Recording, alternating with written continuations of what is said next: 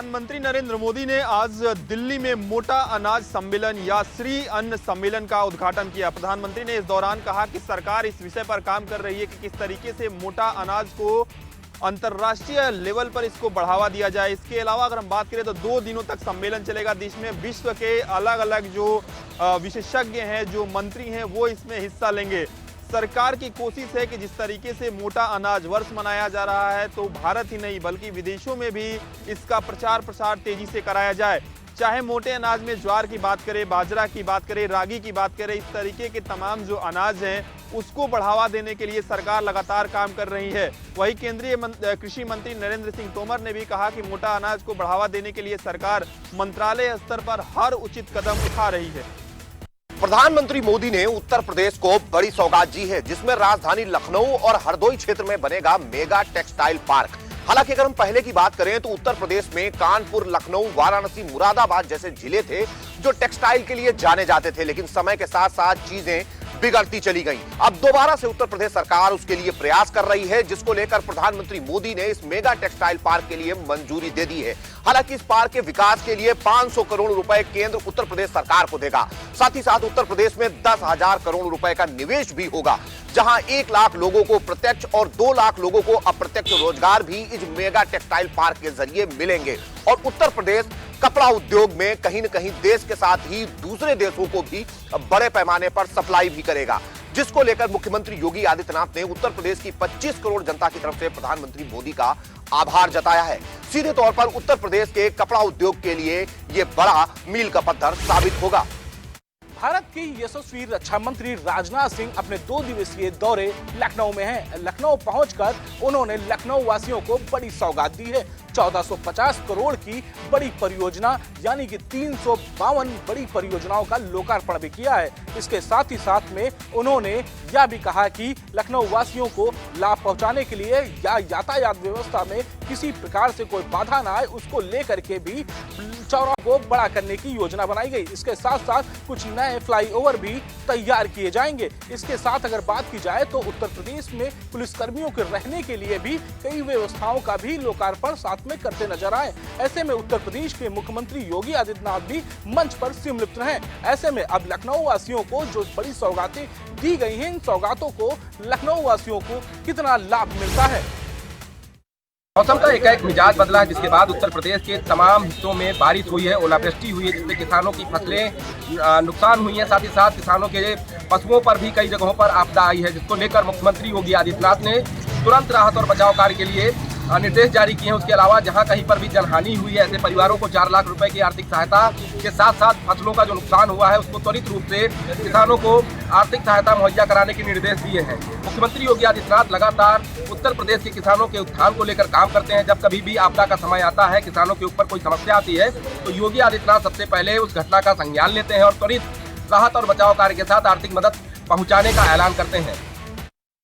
लखनऊ समेत उत्तर प्रदेश के कई जिलों में बिजली कर्मचारियों की हड़ताल लगातार जारी है। 72 घंटे की ये हड़ताल है, जिसमें अभी सिर्फ 36 घंटे पूरे हुए हैं और आम आदमी सरकार सभी लोग परेशान हैं। कई जगह बिजली कटौती की समस्या हुई है। करीब 30 लाख उपभोक्ता जो हैं बिजली कटौती की समस्या, फ्यूज उड़ जाने जैसी समस्याओं से परेशान हैं।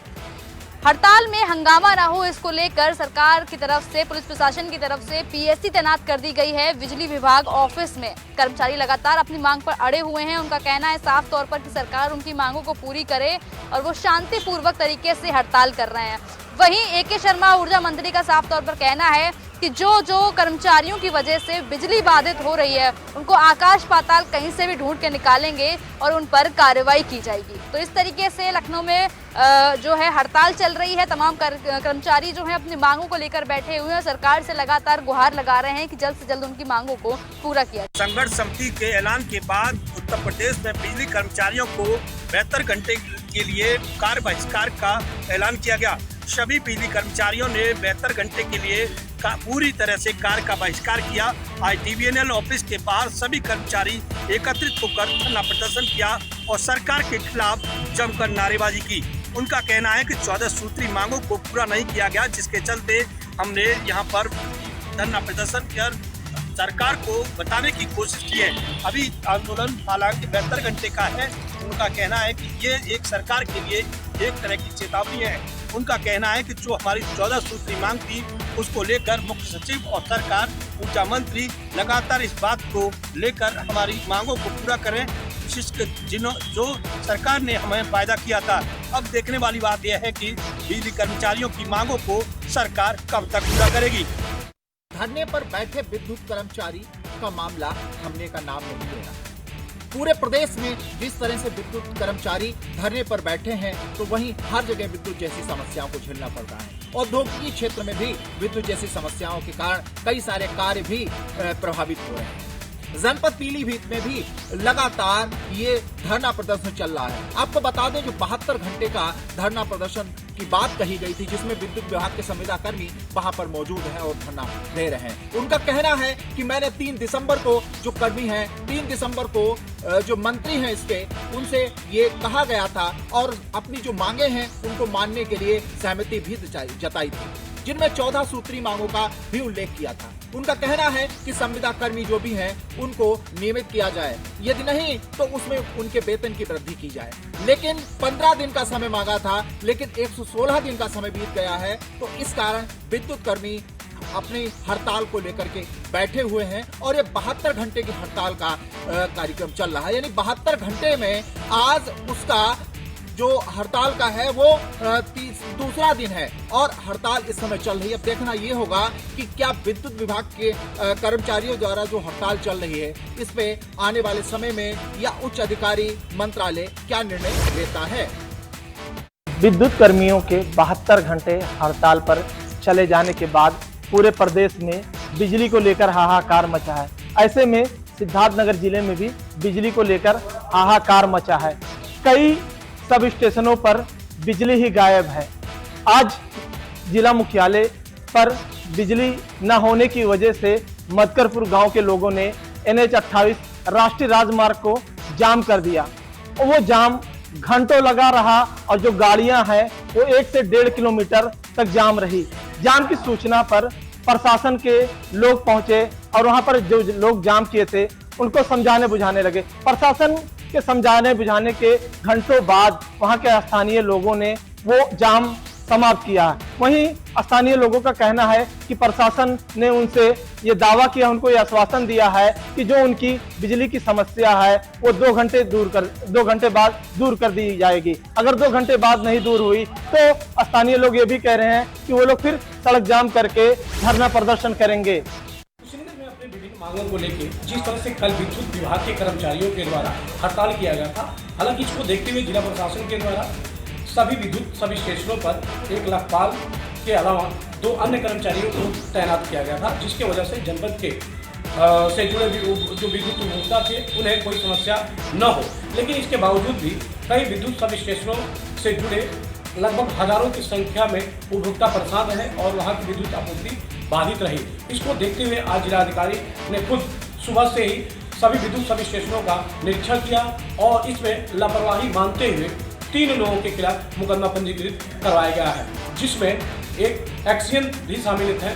एक्सियन देवेंद्र प्रताप सिंह, TG जैन राम यादव और SSO सुधीर सिंह के खिलाफ विद्युत आपूर्ति बाधित करने के मामले को लेकर मुकदमा दर्ज किया गया है। तो वहीं लगभग 167 संविदा कर्मचारियों के खिलाफ कार्रवाई करते हुए उन्हें बर्खास्त कर दिया गया है। हालांकि विद्युत विभाग में इस बड़ी कार्रवाई को देखते हुए उन विद्युत कर्मचारियों के अंदर खलबली सी मच गई है और आज विद्युत व्यवस्था सुचारू ढंग से विद्युत उपभोक्ताओं को मिल रही है। विद्युत कर्मचारी अपने मांगों के समर्थन में 72 घंटे का हड़ताल कर रखा है और ये हड़ताल बढ़ने की उम्मीद लग रही है। वजह ये कि सरकार और कर्मचारी नेताओं में बातें बनती हुई नज़र नहीं आ रही है। एक और जहां हड़ताली कर्मचारी हड़ताल करके अलग अलग कार्यक्रम करके सरकार का ध्यान अपनी ओर आकर्षित करना चाह रहे हैं, वहीं दूसरी ओर लोगों का जीना या ये कहा जाए कि नागरिक सुविधाओं के अभाव में लोगों का जीना बेहाल सा हो गया है। लोग परेशान हैं। खास करके यदि बनारस की बात की जाए तो बनारस के कई क्षेत्रों में बिजलियां नहीं है और बिजली न होने के कारण वहां पे पेयजल की जो सप्लाई है वो भी आपूर्ति बाधित है। लिहाजा लोग पानी के लिए भी परेशान हैं। साफ साफ बात है, बिजली और पानी के अभाव में लोगों का जनजीवन न केवल असामान्य स्थिति में चल रही है बल्कि खासा परेशानियों का सामना कर रहा है। इधर यदि बात करें हम प्रशासन की, प्रशासन ने 2 नंबर इशू किया था लोगों के लिए, हेल्पलाइन नंबर, लेकिन सही तो ये है कि हेल्पलाइन नंबर उठ नहीं रहा है या फिर स्विच ऑफ जाता है। लिहाजा नागरिकों में एक अलग ढंग का परेशानी से रूबरू होना पड़ा नागरिकों को, वहीं उनकी परेशानी एक बड़े परेशानी का रूप लेते हुए नजर आ रही है। सहारनपुर में विद्युत विभाग के जो कर्मचारी है उनकी हड़ताल लगातार जारी है। दरअसल विभाग के जो कर्मचारी है वो 72 घंटे के लिए हड़ताल पर हैं। अगर देखा जाए तो क्योंकि 3 दिसंबर को एक बैठक हुई थी जो ऊर्जा मंत्री के साथ यहाँ पर जो विभाग के कर्मचारी उनकी एक बैठक हुई थी और उस बैठक में जो उनकी समस्याएं थी, विभाग के कर्मचारियों की जो उनकी मांगे थी उनको लेकर वो बैठक की गई थी। लेकिन कहीं ना कहीं उनकी जो मांगे थी वो उनकी मांगे यहाँ पर पूरी नहीं की गई क्योंकि निजीकरण को लेकर ये सब पूरा ये हड़ताल चल रही है। तो कहीं ना कहीं उसको लेकर जो विभाग के कर्मचारी हैं वो हड़ताल पर है। हालांकि विभाग के अंदर जो संविदा कर्मी हैं वो सब चीज़ें यहाँ पर देख रहे हैं, चाहे वो जो उपभोक्ता की समस्या हो या बिजली बिल जमा कराने को लेकर हो या बिजली से समस्या कोई भी संबंधित समस्या हो, वो विभाग की जो संविदा कर्मी है वो यहाँ पर काम कर रहे हैं। लेकिन कुछ उपकेंद्र ऐसे भी हैं जहाँ पर जो आम आदमी है जिनकी समस्या बिजली को लेकर वो भी यहाँ पर देखी गई है। विद्युत कर्मचारियों की हड़ताल के बाद पूरे प्रदेश में अफरा तफरी का माहौल बना हुआ है। कहीं बिजली और कहीं पानी, इनकी समस्या हर गली मोहल्ले में देखी जा रही है। मुजफ्फरनगर की बात करें तो मुजफ्फरनगर में भी गली गली मोहल्ले में लाइट से परेशान है और लाइट नहीं है तो पानी की व्यवस्था भी नहीं हो पा रही है। तो ऐसे में जिला प्रशासन भी लगातार कार्रवाई कर रहा है, लगातार प्रयास कर रहा है कि लोगों को कम से कम समस्या का सामना करना पड़े। लेकिन विद्युत कर्मी जो है हड़ताल पे वापस आने का नाम नहीं ले रहे। उसके बाद अब जिला प्रशासन की सख्ती भी देखने को मिल रही है। मुजफ्फरनगर के जिला प्रशासन ने 10 विद्युत कर्मियों पर मुकदमा दर्ज कराया है और अब चेतावनी दी है कि अगर जल्द से जल्द विद्युत कर्मी हड़ताल पर वापस नहीं आते हैं तो और ज्यादा सख्त कार्रवाई की जाएगी।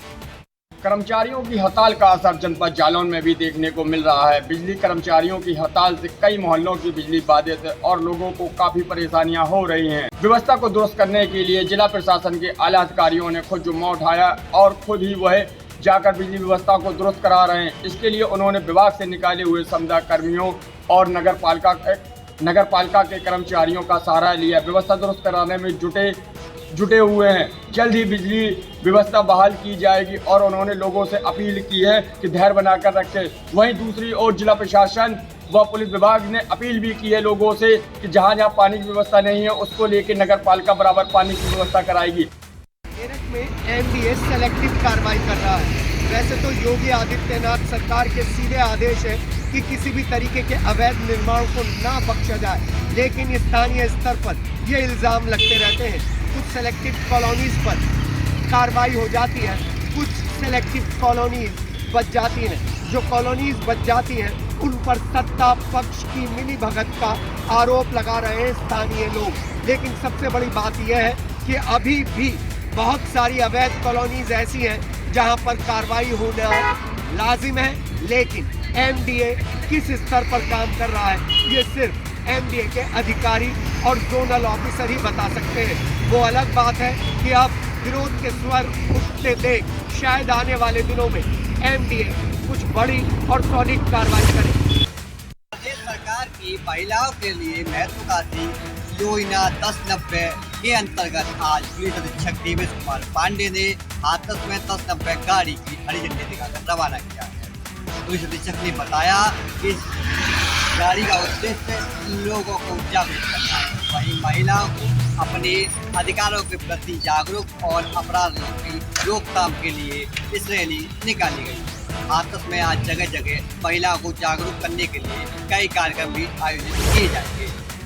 झांसी के मऊरानीपुर में आज तहसील दिवस का आयोजन किया गया, जिसमें जिलाधिकारी रविंद्र कुमार ने साफ तौर पर निर्देश दिए हैं कि कोई भी अधिकारी लापरवाही न बरते और ग्रामीण क्षेत्र और शहरी क्षेत्र से आ रहे फरियादियों का समय से उनकी समस्याओं का निस्तारण करे और अगर ऐसा नहीं करता है तो उन संबंधित अधिकारियों पर कड़ी कार्रवाई की जाएगी।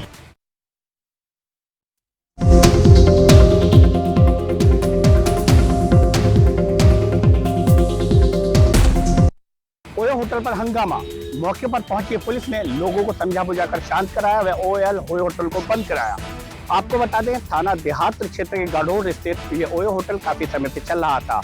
कॉलोनी में ये ओयो होटल चलाया जा रहा था, जिसका लोग काफी समय से विरोध कर रहे थे। कल जब 4 जोड़े इस होटल के अंदर पहुंचे तो लोगों ने इसका होटल पर आकर विरोध किया और पुलिस को फोन किया। मौके पर पहुंची पुलिस ने ओयो संचालक को चेतावनी दी है कि जल्द से जल्द इस कॉलोनी से ओयो होटल को बंद कर दिया जाए और लोगों को समझा बुझाकर शांत किया। देखने वाली बात होगी, हापुड़ में अनगिनत ओयो होटल इस तरीके के चल रहे हैं जिनमें अनैतिक कार्य हो रहे हैं। ऐसे होटलों पर पुलिस कब तक कार्रवाई करती है? एमपी में बदमाशों के हौसले लगातार बुलंद होते हुए नजर आ रहे हैं। बीती शाम भी बदमाशों ने बाइक सवार दंपति को अपना निशाना बना लिया, जिनके साथ सोने के जेवरात और नकदी की लूटपाट कर ली।